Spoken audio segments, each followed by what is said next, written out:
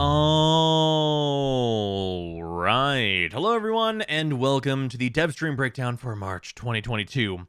We have a Tennocon's worth of stuff to talk about. So much so that I split stuff up into what we can expect in the very near future, which is this tiny little section of notes, and what we can expect next month. So, this dev stream was absolutely huge, and if this breakdown is long, it's because there is an insane amount of depth that it is possible to go into on so many of these topics that I'm just going to have to discuss most things. There's a few things that we're going to get more information on later that I'm not going to go super in depth in for right now, but rest assured, there is an absolute ton to talk about. So, first and foremost, let's get through the stuff that's quick and easy. First and foremost, we have the Nightwave resetting. That's happening on the 16th of March. That's not too far away. So if you're not done with the Nightwave, you might want to finish that thing up and get those unique cosmetics and such. After that, we have the news on what our anniversary skin is. The anniversary skin is Dex Wisp. Wisp is extremely popular. I kind of wasn't expecting her to get anything because she's getting a bunch of Tennogen skins right now. But cool. Everybody seems to like Wisp. She's a great Warframe. Have a cool Dex skin for Wisp. That is now a thing that everyone will have access to if you log in for the anniversary and grab that. So that's great. Wisp is a fantastic Warframe everyone should have.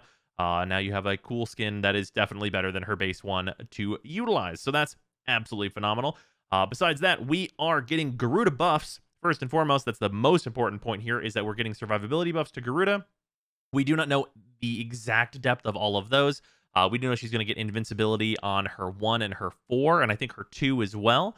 So while she's casting those abilities, she will not be able to take damage. That definitely helps with her survivability, and there will be some other changes to her in terms of survivability, but we don't quite know what those are yet. And we also know that her passive is kind of getting inverted. Instead of her gaining damage whenever she's on low life, she's going to gain damage the more kills that she acquires. So if you can keep up a super high kill rate, you're going to have double damage pretty much permanently, which works out much, much better.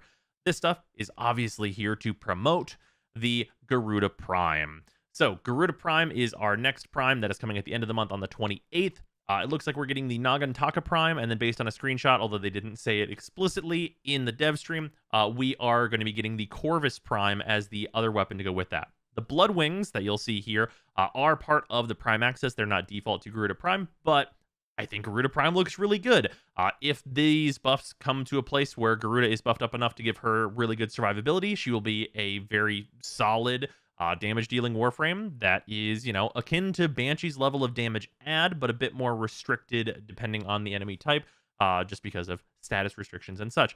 But if we get a nice survivable Garuda that looks super fancy out of it, I'm personally way into that, even if I have to redo the Garuda video I literally just released. But that's fine. So yeah, that looks great, looks good. That's what's coming for us up until the end of the month. Now, the second set of notes, you're not going to be able to see all of, and you'll notice that it's smaller than normal because there is a colossal amount to talk about, a truly colossal amount.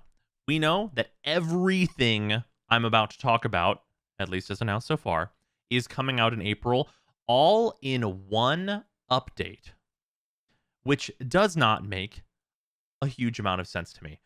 So we know we're getting Valkyr Deluxe, which we've seen before. We're getting a full Xmas rework, and we've got some details on what those Xmas reworks look like, which we'll talk about in a minute.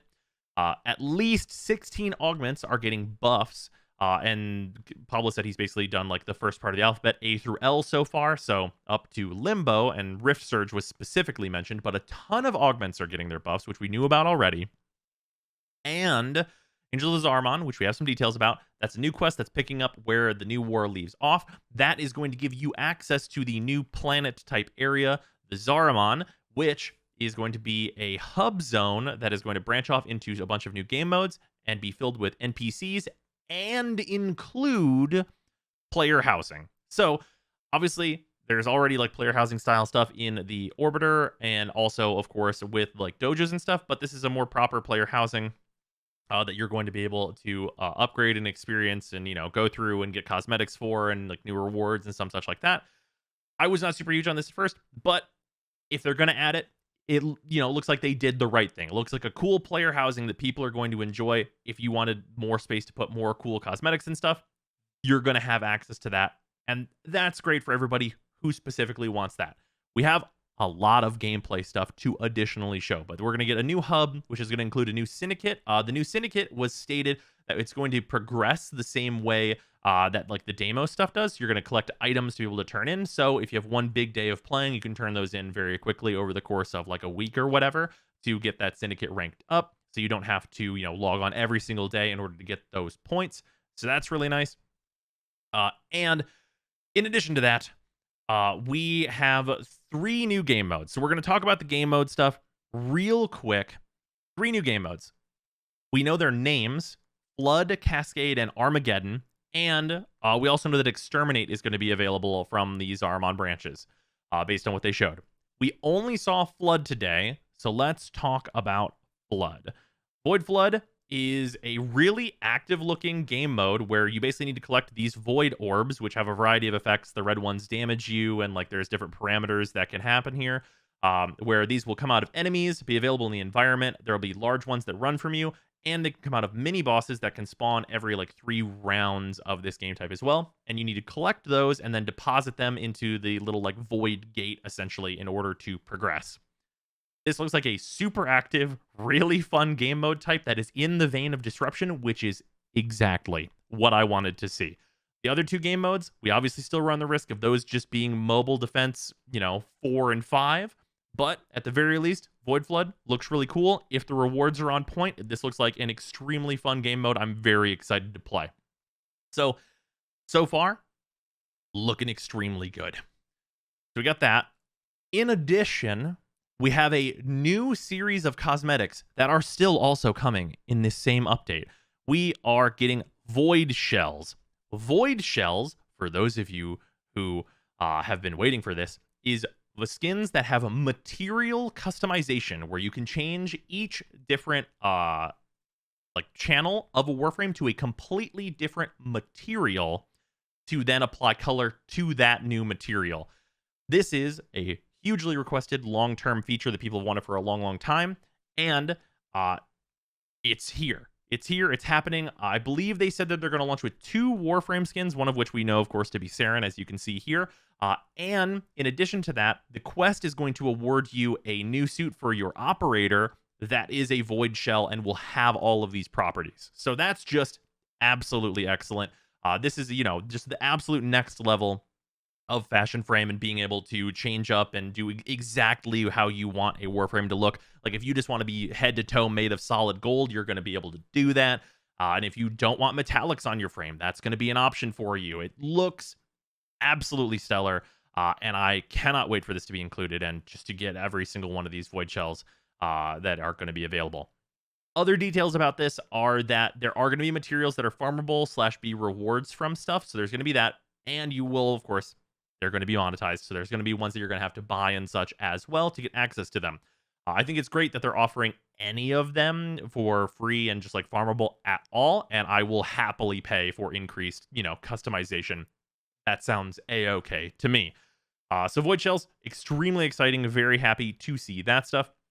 And then we also have the new frame. This is supposed to be said Gyre, but I'm calling her Gyre. She is a new electricity-based Warframe. We don't know a ton outside of that. I think that her design looks really cool. I hope that she's very good. She looks neat. She very much reminds me of the kind of opera singer, I believe it is, boss from Nier Automata, and I will instantly be trying to customize her into that on her release. But she looks great. Looks really cool. Hopefully her abilities are good. We love to have a visually appealing Warframe that is also good on release, like Revenant, or like Sevagoth, rather, is the one I meant. But yeah, so we have all of that, and that's all great. That's fantastic. We love a new Warframe. In addition, still on the same update, we are getting a new stance / weapon in the form of a heavy 2-handed scythe. So this looks great. Really cool looking weapon. They showed off a couple of the animations, which I'm not showing here. But basically, it is a giant Reaper scythe. Everybody pretty much universally loves those. Really cool looking weapon. Excited to see if the first one we get released is going to be good. But that's coming with it and its stance in this update. And then in addition to that, we have Evolving Weapons is a new weapon series. So basically, they took the Protovire armor, which was the evolving armor that needed challenges and stuff in order to get, more advanced versions of. They took that, which was released on the new war, and was a system that I was a huge fan of and really enjoyed. And they're now applying that to 5 new weapons. So there's going to be an NPC that is going to handle these evolving weapons and you accessing them through like the Zaramon area. They include a dagger, a pistol, a shotgun, a rifle, and a tonfa. So, sounds great. We see their base designs here. They all look pretty cool. Like they're like just nice base designs. And then these are going to have challenges and such that will unlock their second versions. And also, in addition to that, there is going to be a pick and choose style unlock for upgrades / procs that you can add to these weapons. And those expansions on these weapons are going to be respecable and upgradable. And like you're going to be able to, reset and go through and customize the weapon to be how you want. It all sounds great. It's a great evolution of like, what was clearly the test of the Protovire armor to see if people liked it. I, again, was a huge fan. Really glad to see them branch this out into some new cool weapons for us to work on. I'm curious to see what kind of variety we're going to have to the challenges and what it's going to want from us. Now, if all of that wasn't enough for them to include into this update, we have a fucking full focus rework to talk about. Like a full focus rework. Okay. So, first and foremost, all focus is going to be refunded. You're going to get all your points refunded so you can redistribute them on the update. In addition to that, this screenshot, and this is not a confirmed thing, but it's just an observation that I made. In the bottom right, you can see that this says represent Unairu on the bottom.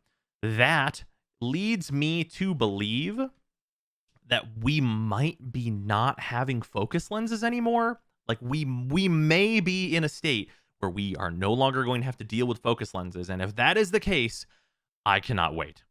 In addition to that, in other adjustments to this, there's going to be a shop added for cosmetics for any overflow focus points that you probably have if you've been playing for a very long time. So that's great. In addition, other overall base changes, there are going to be client-side based operators. So you're not going to have that big delay if your host is laggy for you getting in and out of your operator mode. So that's going to be excellent. In addition to that, there is no more pool. That system is completely removed now. And no abilities are going to have extra energy drains on you. So there's no abilities that are going to just be a raw downside that you have to equip anymore. So there's going to be no more of those nonsense, or those things that are nonsense, in current focus. All of that, great. Also, based on what they showed with just the Unairu tree, this appears to be a complete redo of focus abilities, top down, to make things more thematically what their school is, and also to make them actually useful. The big base one that we're going to talk about, I'm not going to go through all of the ones they showed because there is going to be a workshop later where I will go over everything. But the main one that they showed is Poise, which basically is whenever you transfer into or out of your frame, you cannot be knocked down and affected by crowd control effects. And that, if that's your baseline ability in Unairu, that's a really good effect. One of like the most meta things in this game right now is primed sure-footed, and it's for very good reason. Not being able to be interrupted is very powerful, and that's your base ability on Unairu. I really hope that these are all very good. Just to talk about one more, the other stuff on Unairu, that second chance and emergency nodes. Second chance is whenever you die, you go into operator mode, and if you can kill enough enemies, you get back up. And then emergency is the modifier on second chance, which will give you more damage for your amp while you're trying to revive your Warframe. So, given the right numbers and given more interesting, neat mechanics like that, I think that there's a lot of potential for this focus rework to go incredibly well. In addition to that, operators are getting abilities. We did not see any real details on this. They're getting a 1 and a 2 ability. There are going to be powers that are like ability triggers, like whenever you use abilities and stuff like that inside these focus schools, which we did not see any of. Also, Void Blast has been entirely replaced. There is no longer Void Blast. Whenever you hit E as an operator now, you instantly switch into your quick melee on a Warframe, which is great. So that you're just going to have easy access to instantly transition back to your Warframe with no real delay. That stuff seems really good. Also, they want to work on better transitions between frame and operator in general, and just more like being able to use kind of both, which is big for that client-side change, allowing that to happen, as if you're playing as host right now, you kinda get a lot closer to that experience that they're clearly looking for. With that, there is a worry that a lot of people have expressed already, even, quickly post the stream here, and that is that Void Dash is changing. Void Dash is changing, and I want to talk about how it's changing and why I am personally open to this change. If we look at this clip, you can see that there is like an energy that goes out and then the operator quickly follows. This is basically you holding the ability to Void Dash and then going the distance that you want and knowing where you're going to end up whenever you use it. Does this look potentially a little slower than current Void Dash for those of us that are used to, just dashing at infinite speed through these tile sets? Yes, there is the potential that this is a bit slower. That could happen.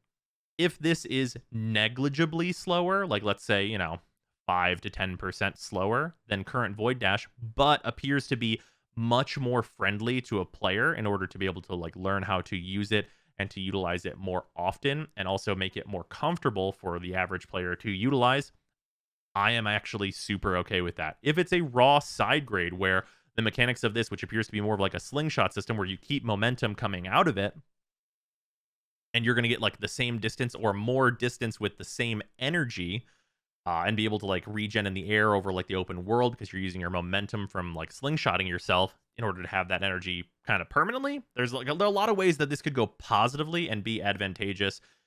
We might see a very minor speed decrease. So for those of you that are, hard grinding Eidolons or whatever by utilizing, energy pads and the operator, maybe this will be 5-10% slower for you. But unless it is dramatically slower, I'm very open to this change personally. And I will wait to test it on release to see how I actually feel about it. Because, of course, with all of the focus that I've accrued, the chances that I can't instantly max out this system are going to be basically none. So, yeah, that's I think that's everything for the Devstream. It's an extreme amount. I am exceedingly excited for this. It just looks intensely good. If these other two game modes are good and like the rewards are there, it just looks like it's going to be an absolutely fantastic time. I cannot wait for this stuff to come out, especially on the heels of, Garuda Prime with like buffs for her, and then like the new Nightwave happening and getting a refresh on that. Like just a lot of good things coming in the next 2 months for Warframe.